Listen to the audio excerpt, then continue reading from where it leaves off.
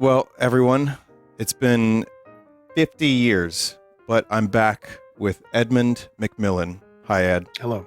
We last spoke, actually, I think about 13 years ago, and we talked about Binding of Isaac Rebirth and life and the Melvins, and now finally, Mewgenics we could talk about today.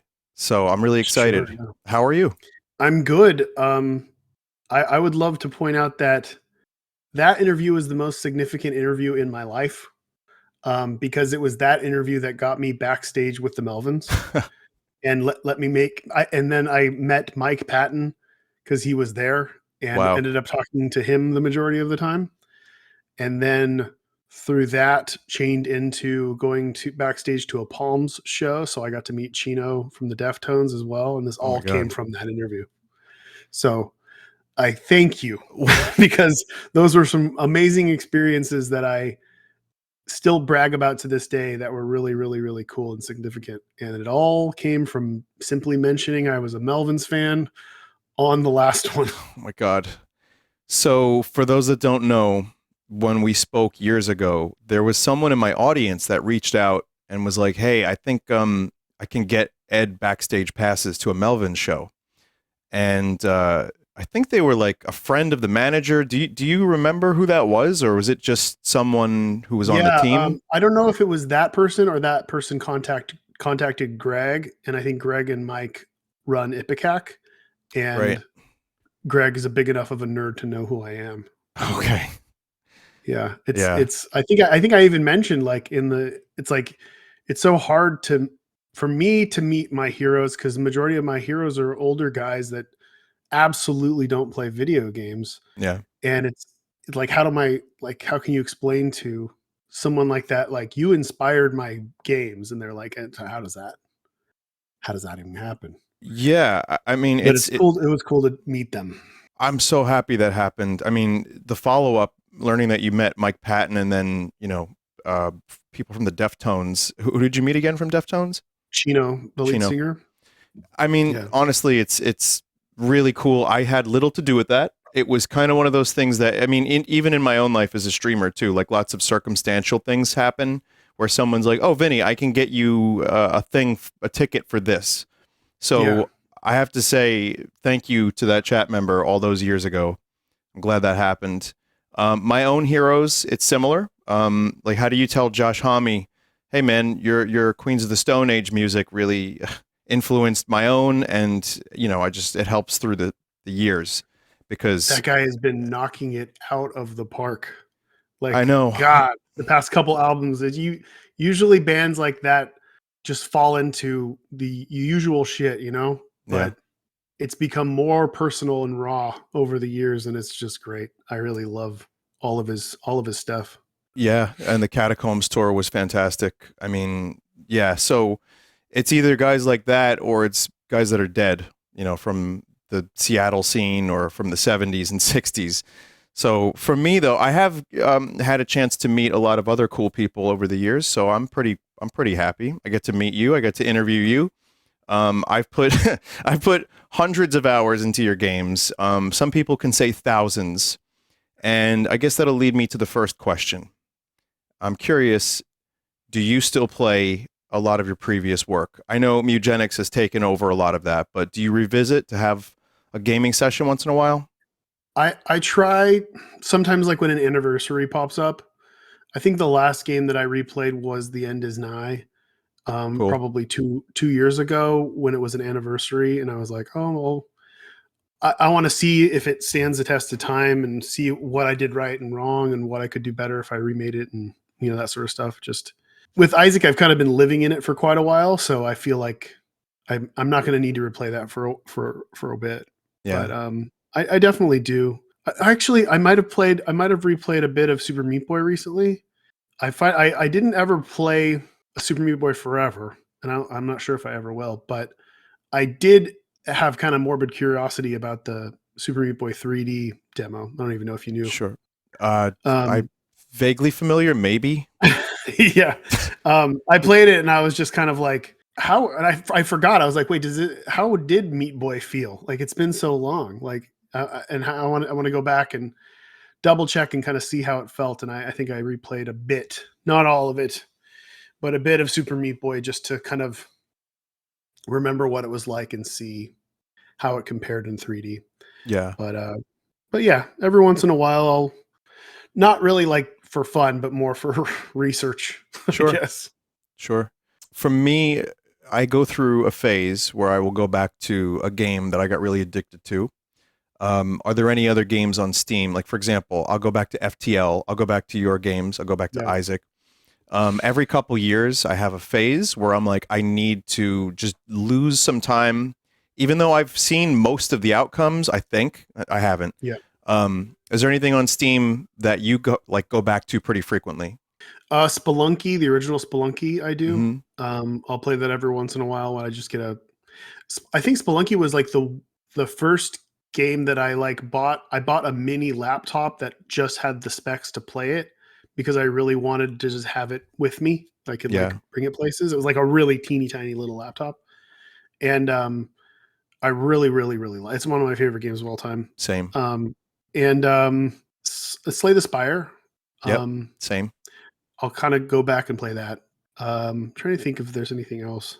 Nothing really coming to mind, but Okay. yeah, those are the two I think I'd probably actually replay the most. So branching off that, since we last spoke, Derek, you released Spelunky 2 and also Yeah, UFO 50. So yeah, before we go on to Mewgenics, I'm just curious, did you play those? yeah. I played them. I played UFO more than I played Spelunky 2. Um, I think Spelunky 2 is great, but I didn't.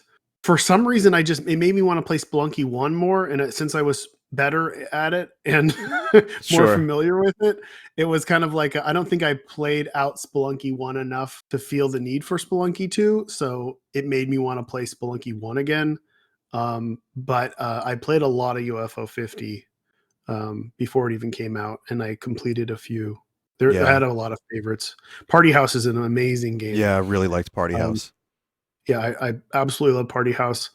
I love the Spooky Manor one. Yeah, Night Um, Manor. Yep. yeah, which is funny because I would swear by old school adventure game designs being crap and hating them. Yeah. But the nostalgia from it was absolutely out of control, and I felt like I was literally playing Yeah. a sequel to Uninvited on the Nintendo. So And it also was a with little. with stuff that was logical though. Like there That's what I was wasn't gonna I say. never got stuck. Yeah. It was very well designed and I thought that was fantastic. I really like the board gamey games. I like the disc flicker Yeah. game. Yeah, that one was good. I played the hell out of that. And then of Disconia course, or something like that. yeah, Yeah. yeah.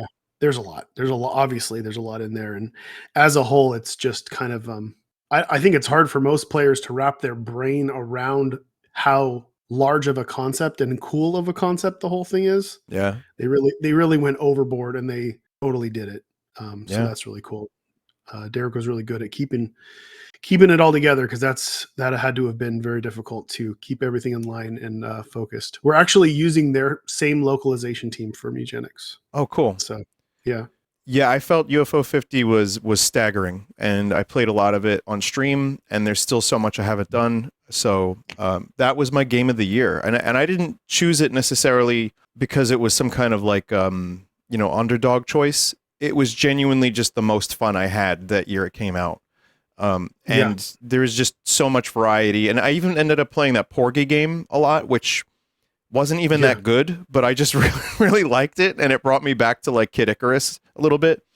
So Yeah. it was just fun to dig into those games and get NES style games a little bit with more modern, like you said, you didn't get stuck on Night Manor. Same here. A lot of those point and clicks that I play for like MS DOS, it's like lateral Impossible. thinking. It's just lateral Yeah. think. Like, what do you want me to do?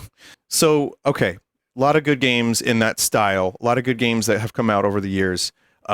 Mewgenics has been around as a concept since we spoke, I think, for Yeah, I think so. maybe about 12 or 13 years. So I want to ask, has that landscape of where games have gone in the indie world impact, because this is a long development, I know it started and stopped, I'm going to ask you about that, but have any of these games influenced that development along the way? When it comes to the most influence, I think, for Mewgenics. The biggest change in my life in the past 6 or 7 years, which has basically been the heavy development, 6 years of Mewgenics, Mm-hmm. the, I kind of stopped playing video games as much, and I started to play board games more. Oh, Um, and I think playing board games, especially tabletop RPGs, very much inspired this game a lot more than anything else.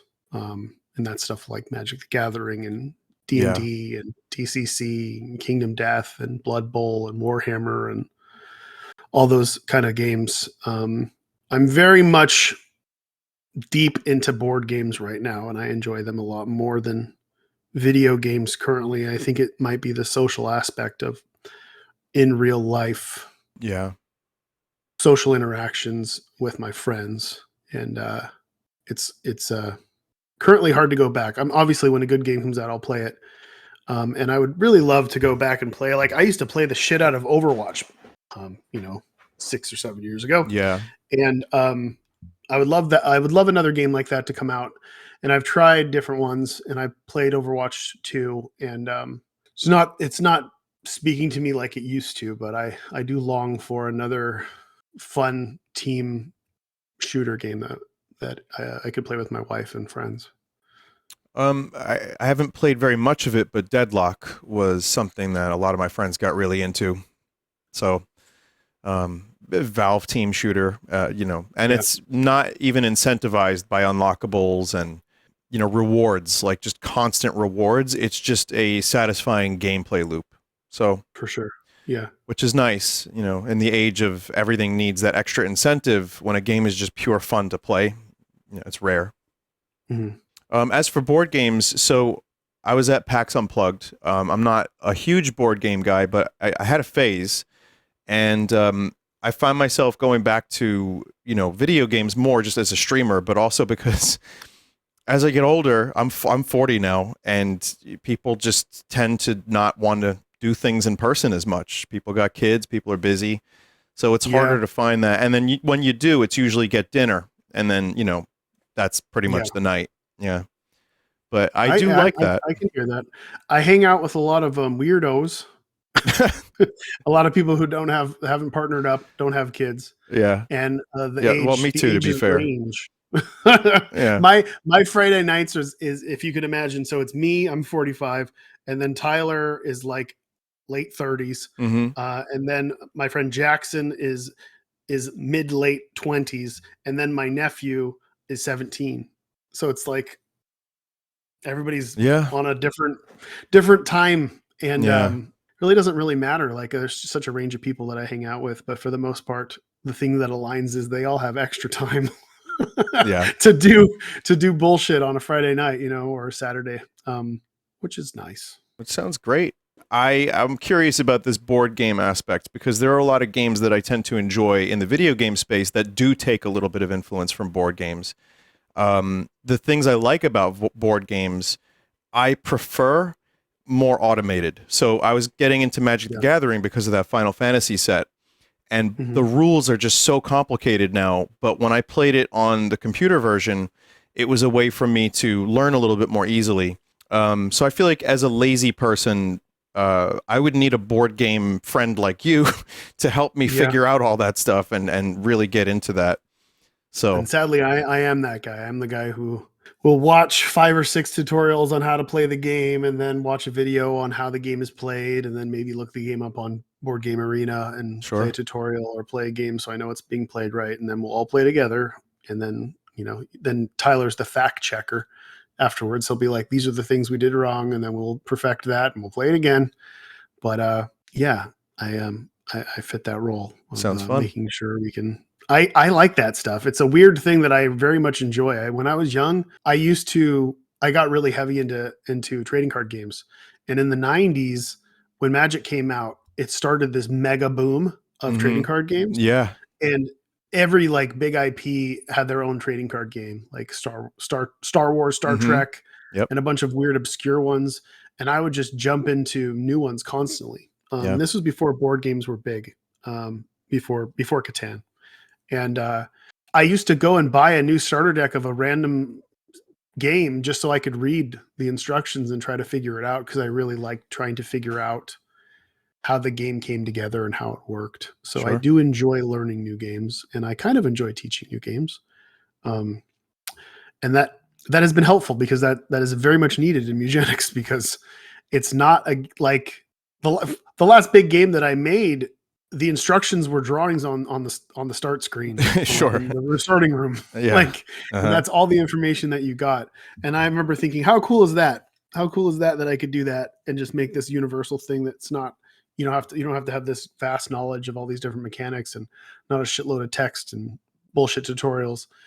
And then in designing this, which is essentially a board game, Hmm. um, you've got to really teach people, and you've got to teach them well. And I think both me and Tyler, having played lots of board games and understanding what works and what doesn't when it comes to teaching people, I think that we teach this game very well, and not over teach it. Where we going to give you the basics and push you into areas where you're kind of forced to experiment and then figure things out for yourself, so you don't feel robbed of those aha moments that make you feel smart. Sure. So when it comes to Mewgenics, the development of this game, I know you've had, like I said, the start and stop kind of thing. Um, do you feel like when you're working on a game for that long, you can kind of lose sight of what a tutorial even means? Like, I'm curious, did that tutorial phase and the teaching phase, did that change quite a bit over the years, or has it Yeah. been pretty rock steady? Teaching and UI tutorial information and that sort of stuff has been refined the most in the game throughout its development. Okay. We do a lot of testing. It's the most important thing. Like, if people don't understand how to play this game, it's not good. It doesn't matter how good it is; it's not going to be good if no one can play it, and it's hard to understand. So that was the focal point from the beginning. And we started out with a really good tutorial that we thought was really solid, and then we just shaved it down, rebuilt it, shaved it down, rebuilt it, and tweaked it and tuned it and made little pops and flourishes and sound effects and all that other stuff to kind of complement and smooth out the initial experience. Yeah. And then the beginning of the game is kind of an on the rails tutorial that isn't a tutorial. It's kind of giving you bits and pieces of how the game works, but it's mostly holding back the harsher aspects of the game initially, so you don't instantly, because we tested on so many people and it was really clear to see. We had this we had basically an unseen graph where it said, if a tester beat this boss, they would play for 100 hours. They Oh, just fall in, right? And yeah. if they didn't beat that boss and they died, they would get so frustrated that they wouldn't go past it Hmm. and they would stop playing. And that was the puzzle that we had to solve right in the beginning, where it's like, what does that mean? Like, what are we doing wrong? Because testers, it's usually a big mistake to ask a tester, what is it that's causing the problem? Because they'll tell you what they assume, Hmm. and they'll usually try to solve the problem for you. But the information that you need is actually in this unspoken, you have to like watch them. So we ended up watching a bunch of people play and writing down notes without saying anything. We're asking people to play and say, like, give me your inner dialogue as you play. I want to hear what you're thinking, so I can kind of like follow this path and kind of figure out what's going on here. Sure.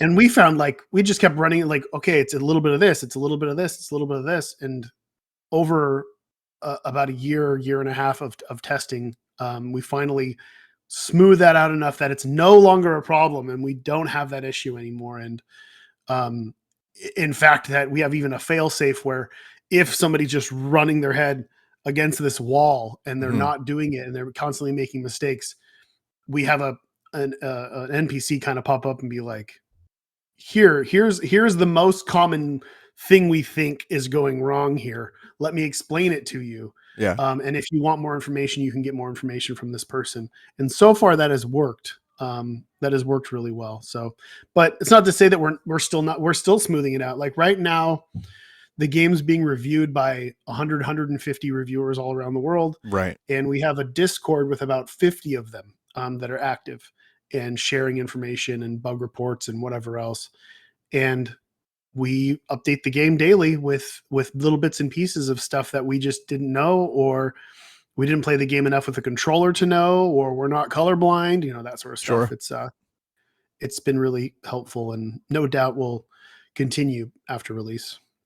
Yeah, I mean, that's the thing about a lot of games that end up releasing in early access specifically for that reason. So just to get everybody's feedback, and then unforeseen things arise, patches. It makes sense, but it's nice that you spent all that time. I'm wondering too, like having reviewers, professional reviewers, or people that are like entrenched in games.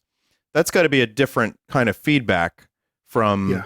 people that are just going to pick up the game, maybe like one of their 5 Steam games per year. Which do you anticipate that? Because when I look at footage of the game, it seems pretty granular. It seems pretty detail oriented. Do you think that's some people that can get into that are going to end up, getting a game like this and saying, oh, this is the guy who made Isaac and Meat Boy. I'm going to check out this Mewgenics game. I guess what I'm trying to say is that feedback is going to start coming in. And how is that going to change the experience? Well, I mean, for the most part, it's going to be, yes, people like to yell and scream, and you, as a designer, you kind of just have to blur your eyes and get the general gist and shape of the thing that's coming at you, and translate what people are saying. And sometimes you got to make harsh decisions that fans won't like. That might be for the best of the game, best for the game. And I've been through that with Isaac, and I know a lot of people are very averse to change, and they want things exactly how they want them, and they get used to it and whatever else. And Sure.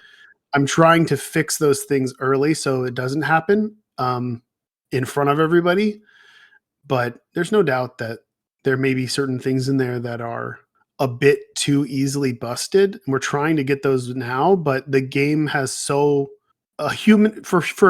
infinite amount of moving parts that there's no way to know all the little things that need to be fixed. Right. So if we fix something that makes the game slightly harder with a specific strategy, I hope people will understand that and trust in our changes. But we've made many of those in even testers. We had one really, really, really big change that I knew needed to happen because I was experiencing a little bit of boredom because of it. And I knew it was going against the game's design. And that was, initially, the power levels of items were completely different than they are now. There were no rarities, but your items, you would keep them forever. Okay. And that would be it. And what was happening in my runs personally is that I found myself having runs that were so similar to previous runs that I was forcefully removing items that were strong because I just was getting bored. And I knew that we had to kill items. They had to damage items and then kill items. And that was what was going to be what was for the best of the game. And doing that, a lot of testers were like, "Don't do that. What do you?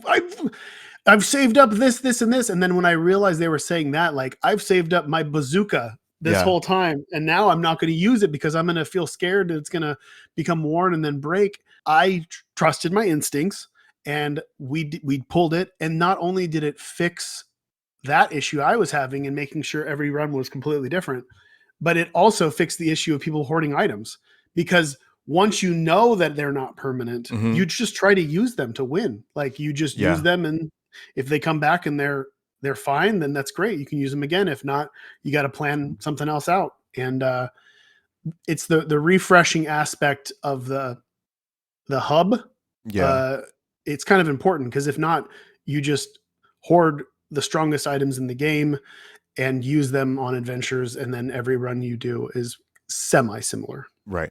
So there's two kind of different points here, is the smoothing of the rough edges, which can lead to something that ends up so middle of the road. There's a recent release.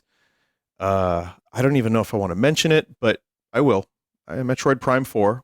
I'm a huge Metroid Prime fan, but it feels like they smoothed too much and made the exploration too easy, too linear, and it didn't give me as many of those aha moments. So that's definitely a danger, is over correcting. And then mentioning that, it brings me to another Nintendo game too, the Breath of the Wild item destruction, which is still a huge debate. And the thing is, though, when I play a game like Elden Ring or another giant open world game, and I find the thing that works, I stick with it the whole game. Yeah. And it's cool, but I do have to force myself. Like in Elden Ring, I found weapons I really liked, and when I would get new ones that looked cool, I would try them for a bit, and then ultimately they ended up just not being as effective. So I would like, okay, here's my 3 that I've been using for 70 hours.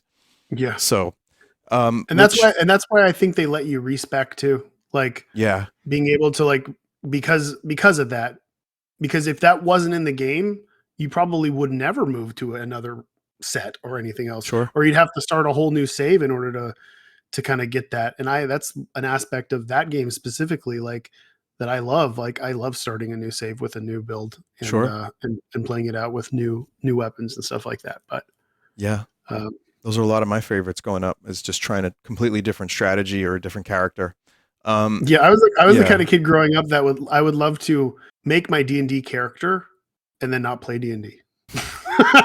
Like, sure. and I think that comes through in Isaac and in Mewgenics, where I'm trying to condense the adventure down really bite-sized and let you just kind of like level up your character rapidly, like Yeah, give you more and more level ups so you can have this sprawling 20 level adventure in a 1.5 2 hour period, perfect. and then you re-roll and do a whole new one. I Yeah. really like that.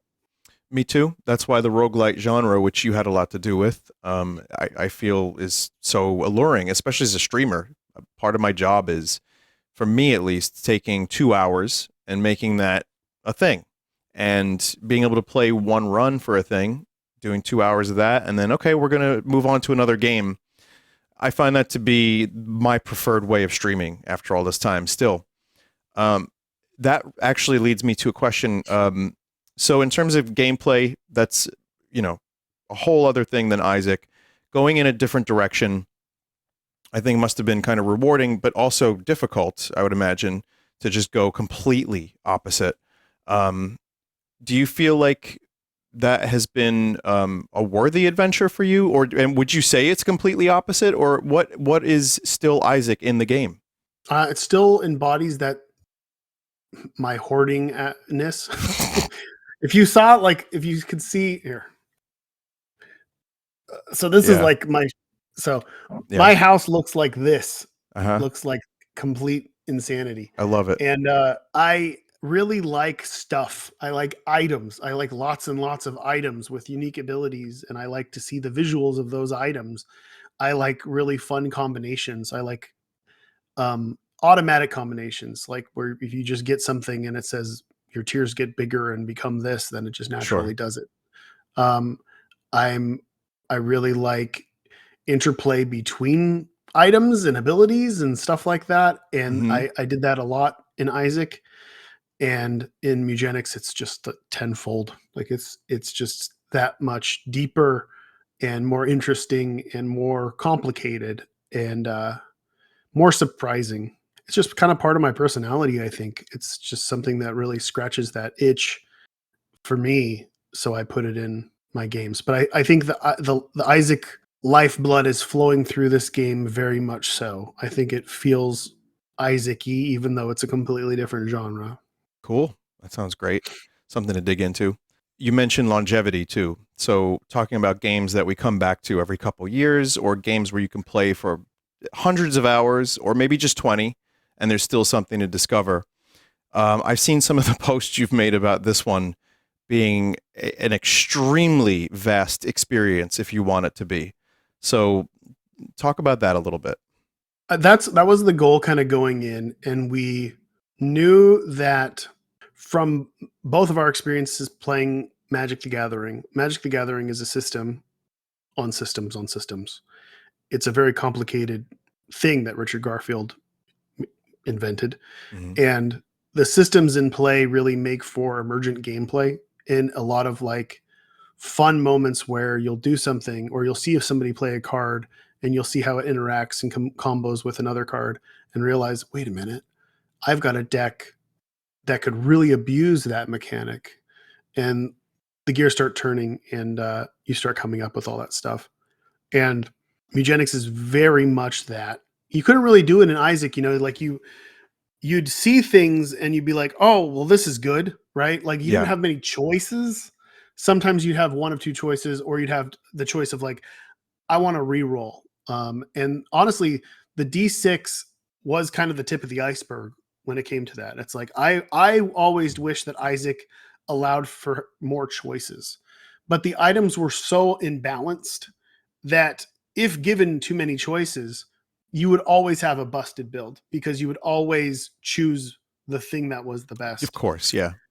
So going into Mewgenics and trying to design things on this very even playing field where an ability might be S tier if you happen to be this class with this archetype or this support in another class or have this item. Sometimes it could be an F tier.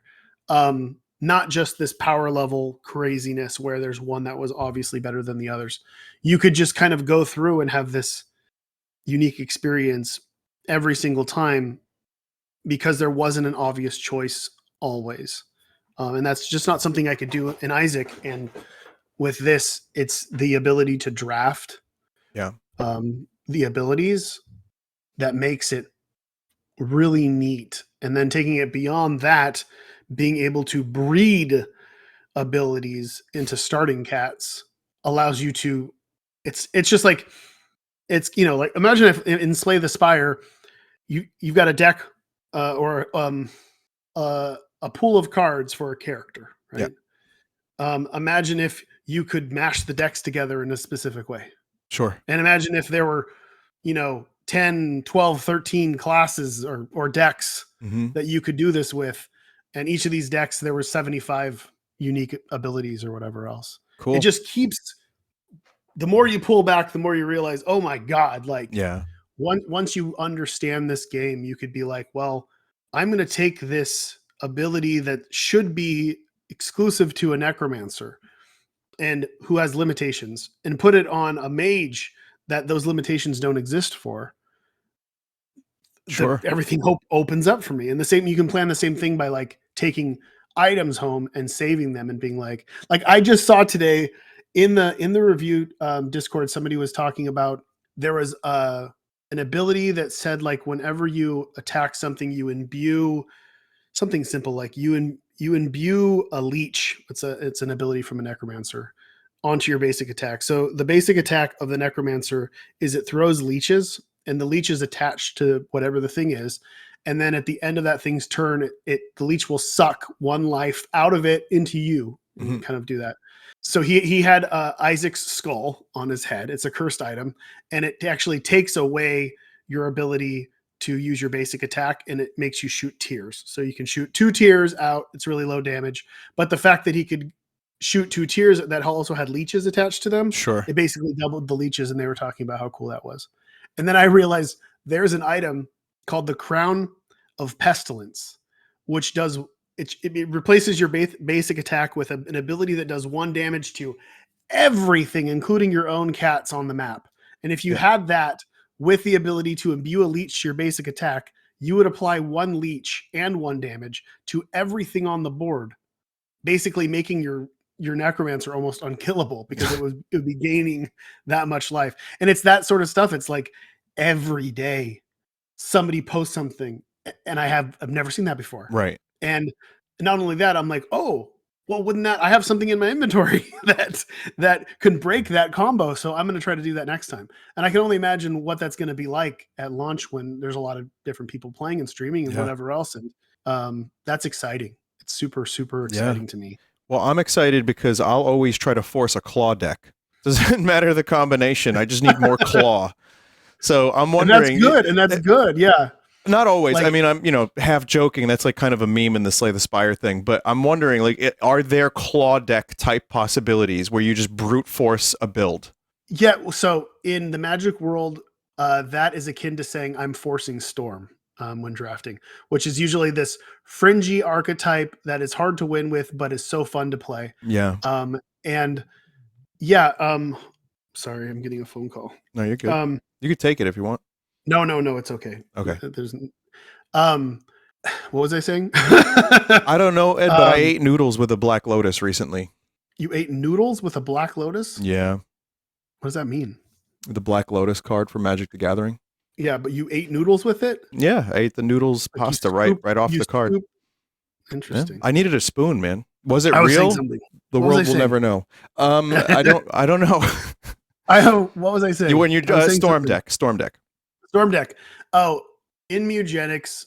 So what you're saying would be akin to like my nephew, he will see something that is kind of stupid and he just wants to see it happen. Like, I want to win. Recently he wanted to win by charming a shark. There's these things called daddy sharks. They're giant sharks in the sewers that will one hit kill anything. Okay. And just eat it.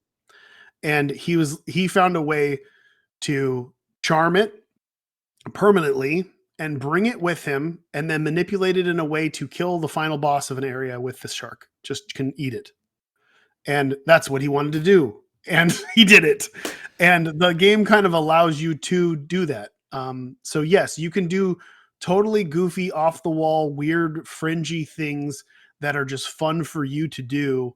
And you can't do them all the time, but you can definitely hedge your bets and lean into those different archetypes and try to make it happen. But yeah, Mewgenics is really about pivoting and going with what you're kind of given and then drafting around that. So yeah, you may be in a situation where your cat, I don't know, tries to consume a dead cat, and that cat is infested with some disease that gives you like something called blood frenzy. Okay. Which is really bad. And it basically says when this unit kills something, it gets an extra turn, except it has madness, which means it doesn't see enemy or ally. It just sees enemies. Right.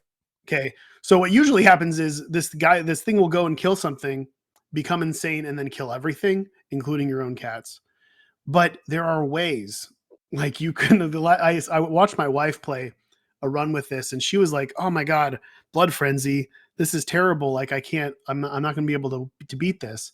But then she had a cat with catapult, which allowed a cat that's standing next to it to throw the cat, and things just lined up in a way where she was able to throw the cat with blood frenzy all the way to the back lines behind all the enemies and just let him go off.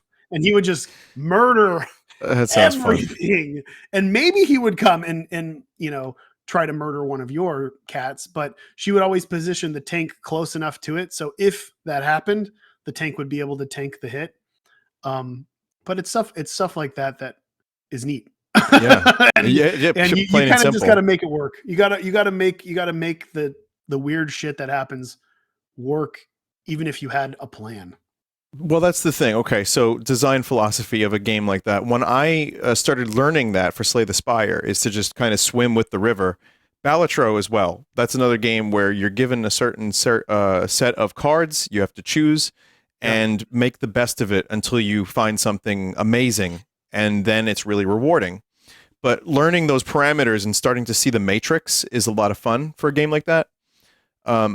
But again, swimming against the river is sometimes possible. And as a streamer, that's the kind of stuff that people like watching. They like watching me bash my head against a wall. Making, for example, in bridge building games, the dumbest designs that eventually end up working somehow was part of the charm of a stream of that kind. So I'm kind of going back to a basic question for a minute, but for those that have no idea about this game or like would need some kind of primer, if you could mash together a couple games that, you grew up with or some popular games that would kind of give you an idea of what Mewgenics would be like. So you mentioned Magic the Gathering's level of depth and combinations, but in terms of any other video games that might give people an idea of what to expect. Yeah, XCOM. Sure. XCOM has like a home hub, and things can attack your home hub, and you upgrade it and get recruits and that sort of stuff. So that's somewhat similar. Okay. Animal Crossing. There's an Animal Crossing like living little town type aspect of the game where you are gathering stuff from different people and befriending people and leveling up your favor with them and stuff like that, and growing your house and collecting furniture and all that. And then definitely Pokemon, breeding and Sure. and collecting different cats and elements and that sort of stuff. And Isaac, there's Diablo, Cool. there's item sets, and I think the way we do elites and champions is similar to how they do it, and the item system is kind of similar too, where you have different slots that you equipped your different items and stuff like that. It's really like just an all-star an all-star lineup of me stealing things from other games, but there's so many of them that you don't realize it. That's my go-to. I'm just pulling from literally everything that I've ever experienced in my life. Which is what I mean. A lot of art is that you're the sum of your experiences and the things you like. And I think those are all great influences. Each of those I've spent countless hours on in some form or another. And it sounds exciting. It sounds like it's going to be a lot of fun. In terms of the music and the visuals, so I wanted to get some thoughts on how all that evolved over the years. So when you Sure. first, how much of the initial Mewgenics from all those years ago is still in this Mewgenics? I think there are 12 music tracks. Okay. All of the NPCs except one. I no, there are two NPCs that I cut.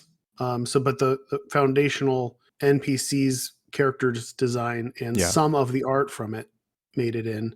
A majority of the furniture I had already drawn, but wasn't even in the game yet in the prototype, that I ended up reusing because it was fine. And conceptually, it's just the home hub Right.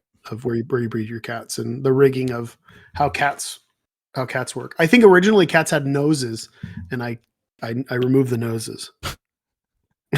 How dare you? I know. They just look more cute without, everything looks cuter without a nose. Yeah, true. And especially that kind of art style too. So that is my question as well, is how did that progress over the years? Like how much more did you add detail wise? How much did you subtract? I'm wondering. I think I drew things a little bit better in some ways, but Sure. I'm also working with two different artists who do background art, uh, Vivian Voss and Sony Shock, and they do very different styles. The goal was to try to make it look, so originally the goal was to make it look like it was like a 30s or 40s cartoon, because originally it was black and white. Yeah. And then Cuphead came out a few years later, and I'm just like, well, what the fuck? Like, I'm not gonna make it look like that. Like, I can't do that. Yeah. It's not gonna happen. So I kind of Yeah. like backed away from it, and then I think I tested the waters a little bit and showing some stuff and in this kind of like muted color scheme, not black and white, but very muted and aged. And the backgrounds were more watercolor paintery, like Mhm. old school cartoons. And then we put a film grain filter over the top, and people kind of started to like it. So I was happy that we could kind of lean back into it, because it really kind of embodies that weird 50s post-depression type, looming Cold War, Hmm. neo post-apoc. I don't know, like a Fallout type vibe. Sure. Yeah. Like what if the world ended then and people survived, and so the vibe of the game kind of has that kind of 50s-ish tone to it, and I like that a lot. So I Cool. definitely continued that. Yeah, the footage looks really good. I'm into it aesthetically. I was going to ask too. There is a couple year period where you weren't really doing much with the game at all, right? Yeah. Is that I think a I worked thing? on it for, yeah, I worked on it for 18 months when I was with Team Meat, Yeah. and it was kind of the end of Team Meat for the most part, or not. I guess I can't say Team Meat. The end of me at Team Meat. Sure. I don't even know what to say, but yeah. After Meat Boy came out, I started working on the Binding of Isaac, and the Binding of Isaac was supposed to be a prototype for a bigger roguelike. Okay. And the bigger roguelike was going to be Mewgenics. And I didn't know exactly what that was going to be. So it was kind of an experimental, unknown idea. but I knew I knew I wanted there to be a hub where you bred cats and hoarded cats and furniture and these NPCs and the vibe and everything else like that. And what you would do is take these cats as avatars on adventures in other games. So that was kind of like the loose idea of what it was. And I was in love with it. Like I really, really felt like this is it. Like this Yeah. is so good. But I was the only one that felt that way.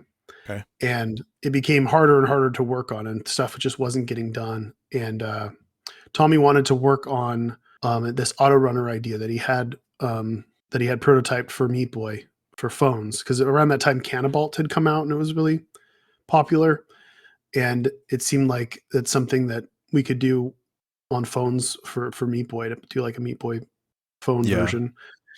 And he really wanted to work on that. So I thought we had kind of an agreement. We were going to pause Mewgenics so he could recoup and feel better. And we would work on what he, referred to as like a guaranteed thing, another Meat Boy game, Hmm. because it seemed too risky for him. There was a lot of talk about it. It was too risky. It could bomb and destroy our careers, or it could be great. And I didn't care.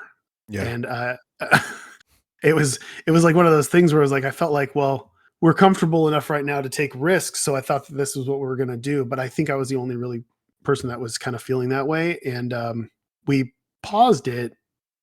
And then I remember hearing like a week later, I got a call from, or not, an email from my Steam contact saying, sorry about the cancellation of Mewgenics, but I'm looking forward to the Meat Boy game. And I guess Tommy had gone up and told them that the game was canceled, but I didn't know. Yeah. I didn't know. Yeah. I just thought it was just kind of like, we're just going to pause this, but it was pretty clear that it wasn't going to happen. Yeah. And that was really depressing for me. And that was really difficult. So it kind of caused a bigger rift at that point, I think. And Sure. things just kind of went nowhere for a while. And after 18 months, it was canceled. And I didn't think there's anything I could do with it, since it wasn't IP that I was doing under Team Meat. But many years later, I was able to acquire the IP. And at the time, I was working with Tyler, and I kind of repitched the idea at him in many different ways. Yeah. And after a few different prototypes, we kind of settled down on like the most complicated genre to do. Sounds it. And then 6 years later, it's Here we coming are. out. Yeah. Well, I mean, that's exciting. Does it ever really, like the release of a game that you've worked so hard on for years, does it ever really change the feeling when it's about to release? How does it feel this time? It does. It does. It's felt different every time. It's hard to explain how. Like with Meat Boy, it was just the most pressure I've ever felt in my life. It was so horrible. And Yeah.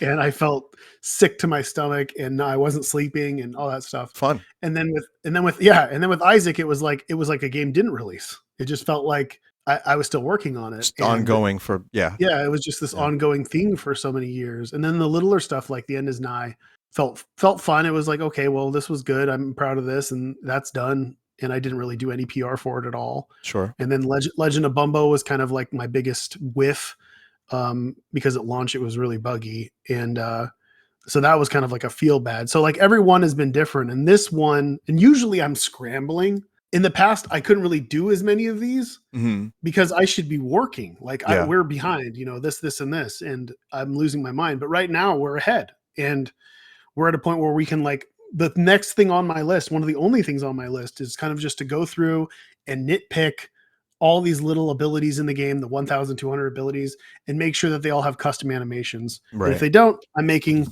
a list here of things that I will hand off to somebody else who will hopefully do them within the next week, and I can implement them, and it's whatever. But it's really laid back because the game has been completed for a while, completed. Sure. And we're just polishing it up and making sure it runs well and kind of kicking back. So this is unlike any release I've ever done. It's very low stress, low pressure. And I'm more confident in this game than I've ever been confident in a game I've worked on. I'm just so proud of it. And, even if we get a bunch of 7s or whatever else, I would be very surprised by these 7s, and I would want to understand why, but Sure. But I know what this game is, and I'm so proud of it that I doubt anything could stand in the way of how I feel about it. Yeah. And that's a cool feeling, especially coming off of some past releases. Sure. And that's also just creating something that you believe in. And again, pivoting is okay during creation, but you ultimately have to pivot for what makes sense for you. Since we've last spoke many years ago, I started a new band, and we are about to release our 6th album on Oh, January damn. 30th. And it sounds like stuff that you and I both like, but maybe a little less noisy. It's no Melvins, but really it's one of those things where it was supposed to release about a year and 3 months ago, and then we started. What caused the We did delay? some shows. Our drummer, my buddy Mike, who I love dearly, his health is back specifically, and as a drummer, that's Yeah. horrible. And also just in terms of like being able to do shows with a back like that, we didn't really do shows over the years, Ed, because I figured as a streamer, I have that audience, and I'm just going to create the songs and the albums. Yeah. And then I did that, and now we have them to play, and I feel like we have a nice discography that we can dig into live. Did you miss that? I was never Or a did it big feel live like a break? performer. Okay, yeah. I was before streaming, I had done maybe 10 shows in my life, and we're about on parity with that. So I've done another like 10 maybe. And we did a show in front of 1,500 people at MagFest. It was crazy. Um, so my life, this is a weird life. I didn't expect this to happen, but it's really cool, and I'm having fun with it. But this album, that delay also, it was a 16 song album, and I was like, oh, I know it's a lot. And then we got the whole band in to listen to it. We cut 5, and then we recorded 2 more. So Well, that's cool. it's been a journey. You got B-sides. We got B-sides, and I have some cool stuff I'm going to do with them. But it's just, I don't feel like an album's coming out because it's been so far removed. Some of these songs are from 3 years ago. Some of these songs are from 4 years ago. The first song on the album is from 20 years ago. Like a riff that I found in a file from 20 years ago. I will send you a vinyl, actually. I'm going to send you a record. No obligations, but I would love for you to have it. That'll be a while from now, a couple months. But the point is, I kind of understand each of those things. They take a year, 2 years to make. This one 3. And I've already in my head written 2 other albums. And it's like, okay, I know it. I know what it's going to be. I hope people like it. I hope they feel the same way I do. But it's okay if it doesn't hit the same way, because I'm already on another thing. I'm ready to go with this next stuff. Not to say I don't care about it. I do very much, but my feelings about it are a little different than they would have been a year and a half ago. Let's put it that way. But I think, for a game, it might be different when you're working on a game because it's a living, breathing thing. These songs have been submitted for a couple months now. They're fully mixed. And you can mix forever, by the way. We almost did. We were. You can just keep tinkering on every little thing. Could I raise that by 2 dB, please? It's like, so with a game, it is a living, breathing thing, and it's nice that you have a delineation of this is released, this is coming out, and then from there you take feedback, you see how people stream it, you see how people play it, and then you continue working on it. But I was going to ask too, long-term strategy. Do you have a lot of ideas that you think you could pursue, say 6 months from now, a year from now? Is this one? It seems like a type of game that you could just keep working on if you want. Yes. We, about a year and a half ago, almost 2 years ago, we started a DLC tab in our design doc, and we kind of had to cut it off, especially 1 year ago. It was like, we're not implementing new ideas here. Like, we just have to get in the ideas that we know we need, and we're not going to explore anything new. And we started to write ideas, and we talk about them quite often, about the next classes and ideas of where the story could go and where the game can flow and what will complement XYZ. I could see myself working on this game for another 5 years, easily. I get two DLCs for sure. I don't know after that. It'll really depend on if people are still playing it, like Isaac, or not. It does inspire me when I see an active community, so that usually will carry me through and make me want to. This is kind of like a a really fun cooperative storytelling aspect that goes into a lot of my work, especially with Isaac, and I think with this as well, where I'll put something out there and then I'll see how people take it and interpret it and digest it basically. Mm-hmm. And the stuff that they say and the way that they respond help me kind of see my own ideas in a different light. And I could kind of pivot and be like when I think I realized at the midpoint of Isaac development that I felt like I was doing mom a disservice. And I felt like I was not explaining how hard this may have been for her Mm-hmm. to be in the situation that ended this way. And I really wanted to be able to explain that. And initially, the game was about me dealing with religious dogma. I mean, it still is that, but Yeah. it also in finding the voice for mom and kind of not painting her completely as a villain, I was able to also touch on the fact that this game is also about divorce. And um, I thought that that was really important. And I might not have gotten there if I wouldn't have seen people saying, Mom's terrible. It was very much like, I don't know if you watch Breaking Bad. It was very much Yeah. like Yeah. Yeah. what happened to Skylar. And Sure. everyone hated Skylar. Yeah. And Yeah. she's a good woman. Just holding, and she's doing her best under insane yes, circumstances. it's like, Yeah. this is insane. Like, I don't Yeah. understand why you don't get that the lead character is not a good guy. Like, Yeah. he's a bad guy. Yeah. And it was kind of the same sort of situation where I just felt like I needed to do this. And without the audience reflecting that back at me, basically saying, you are painting this picture of this bad woman, Yeah. and you're not giving us any reason to think otherwise. I hopefully corrected that, or at least painted this picture, because it's not like she's not bad, but there's a reason why. And I really enjoy that.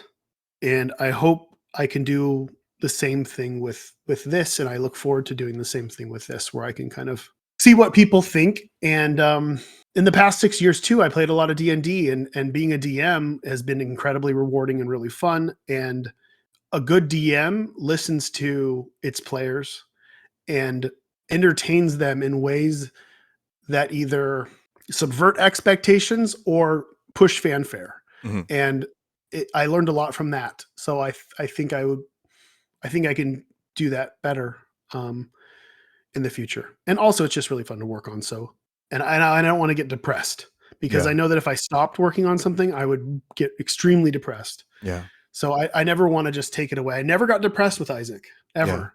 Yeah. It like petered out. You know what I mean? Because I kept working on it, and then it just faded off. Yeah. But with like other games, especially Meat Boy and stuff, I felt like Meat Boy and Gish, when I finished those games and put them out, I felt fucking awful. Like, wow. It felt like my baby was stomped to death in front of me, and and everybody's mocking me and dancing around. And it was just like, oh my God, Yeah. like this baby that I had that I've been making and working on for so long is no longer mine, and I can never work on it again. And that felt terrible. Yeah. So I'm trying to avoid that too. As you're making stuff, it's, for me, I get a little depressed when a project is over, because it's like, oh, it was years of this. Yeah. So I just don't stop. It's all part of the thing. For me, music is a little different than games, because it's all part of a conversation, ebbs and flows. I think about a full discography, an artist I love. But Yeah. with games, yeah, there is a living, breathing conversation that happens. And I think, Isaac, you guys handled it, you in particular, magnificently. And all the community stuff that was discussed and added, all the new items and the way you guys balance things, it just made for a fantastic experience. And to watch that happen over the years, it was like, there's a million games coming out, but I could always return to Isaac when I have some downtime, and I know I'll have a good time. So that was a really special thing. And I'm looking forward to Mewgenics quite a bit. I mean, it's not that much longer now, so I'll get my hands on it. Man. So for those watching, expect a stream, and it'll be great. Maybe multiple. And the good news is, it releasing now is kind of cool, because I feel like there's a bit of a lull between like giant releases.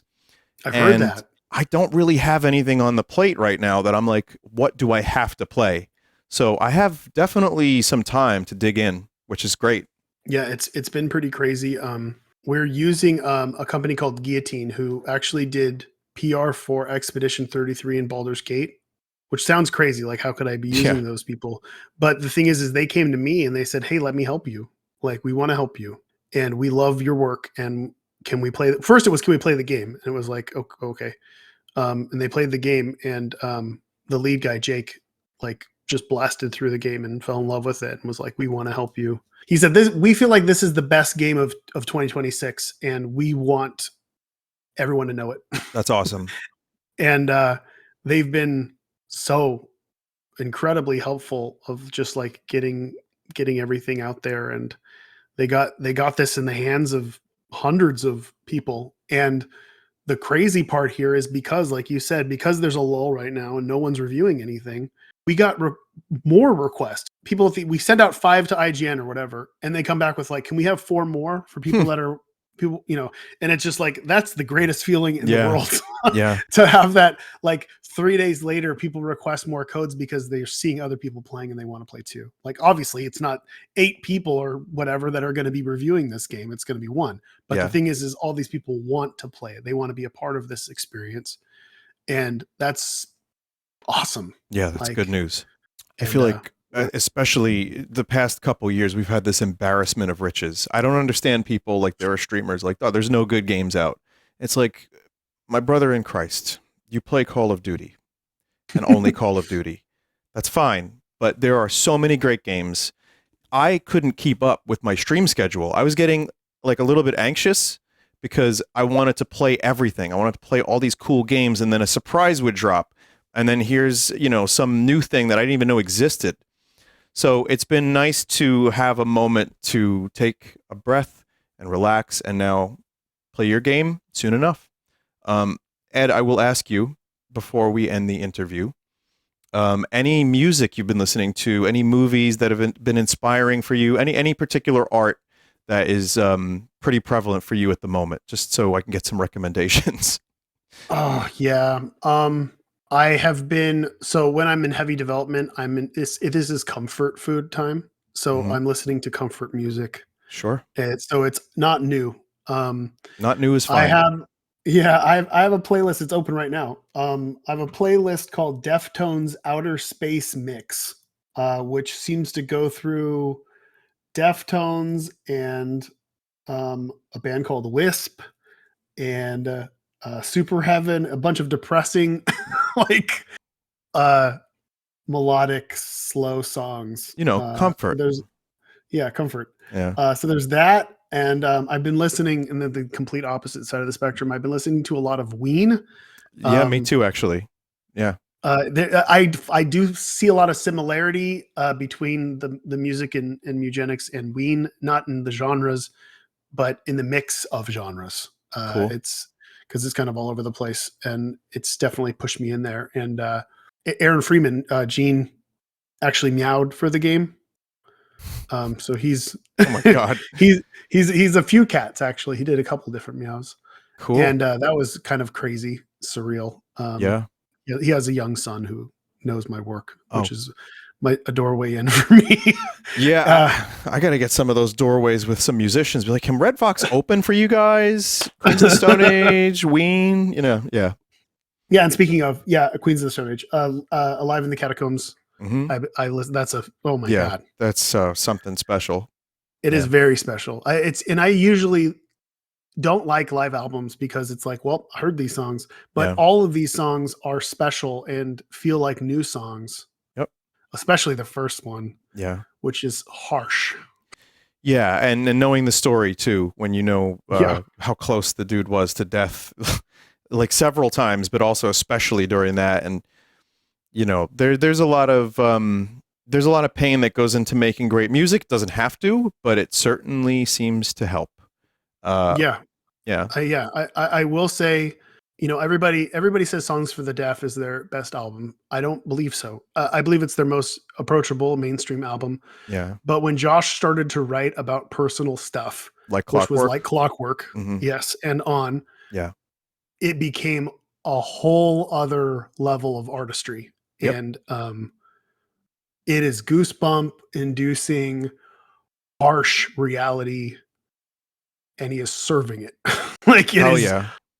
great. And yeah, I'm always looking forward to anything else Queens of the Stone Age, because from Like Clockwork on, I Appear Missing is one of the greatest songs I've ever heard. I agree. Um, I think about that one a lot.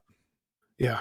Um, Uh, so now but we yeah, have to so hope someone listen in to my that too. audience can like pull through like the Melvins moment Oh, from yeah, 12 years ago. Me and Ed, if possible, but no. Um, jokes I aside, don't know. Yeah, I think he has yeah, he has daughters. Yeah, yeah, there's not going to be. He's not going to know. He's all not gonna good. I'm just happy to be there for the ride to listen. But no, and Ed, again, your stuff too has been a big part of my life. Like I said, hundreds of hours in your games. It's been a big part of live streaming culture. I mean, Twitch streaming has changed a lot in the 13 or so years it's been since we spoke. And the way Yeah. people make money from streaming and the way people get attention from streaming has certainly changed. When I started, it was just play video games and, see what happens and be silly, be goofy. It wasn't always the best, but, it's how it started. And where it is now is just, it's just shotgunned out into a million different genres of streaming. Yeah. I haven't changed my style that much. I mean, I'm older. My sense of humor has changed. Everything's changed in that way. But I still like to just have a good game to dig into and just talk about weird things like clown penises while I stream.